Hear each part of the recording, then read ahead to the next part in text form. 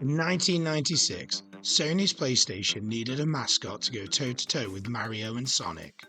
Naughty Dog answered the call with Crash Bandicoot. Visually, it was a 3D marvel, but it almost sounded like an absolute disaster.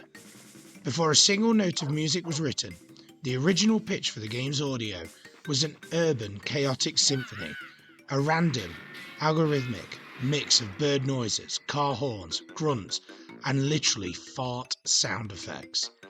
Thankfully, Naughty Dog rejected that idea. Instead, they turned to a commercial music maker and young composer named Josh Mancell.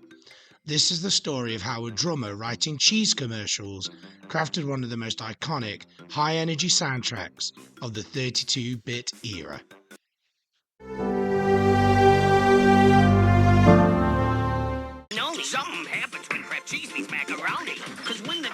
To understand the sound of Crash Bandicoot, you have to look at where Josh Mancell started. A drummer at heart, Mancell broke into the industry writing music for television commercials and kids shows. One of his earliest gigs was actually composing a jungle-themed beat for a Kraft cheese commercial. It was this exact percussive tribal energy that would soon define a video game icon. Mancell was working at Mutato Musica, a company owned by Mark Mothersbaugh, the legendary frontman of the band Devo.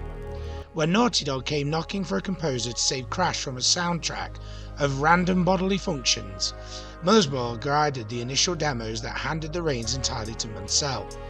Mancell became Mutato's unofficial game guy, tasked with giving this orange marsupial a musical soul.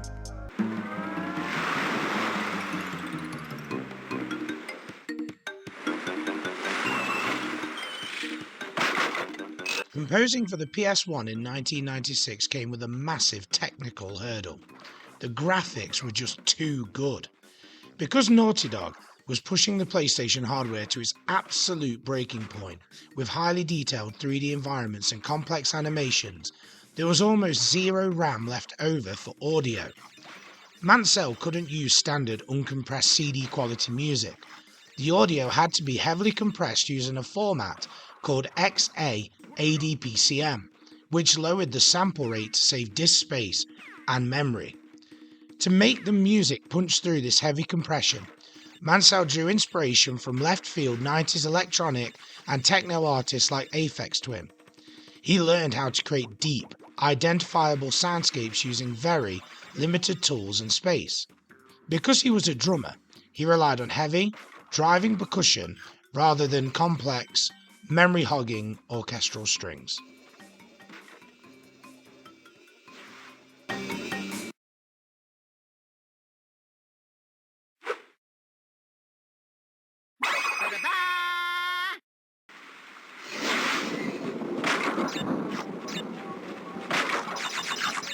You can hear this brilliant minimalism in the notoriously brutal level, Slippery Climb.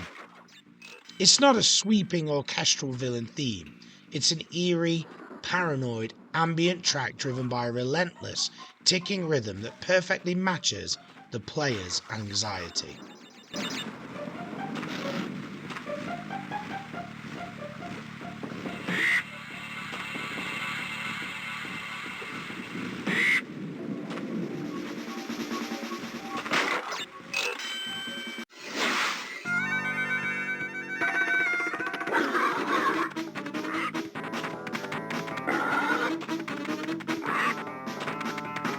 Contrast that with Hog Wild.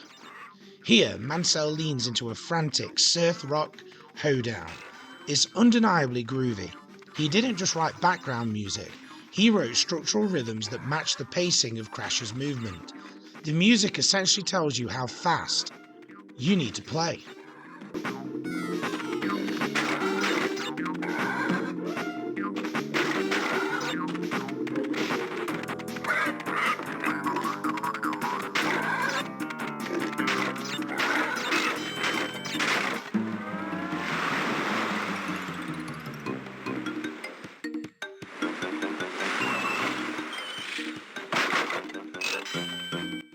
Josh Mancell injected a sense of irrepressible joy and rhythm into Crash Bandicoot.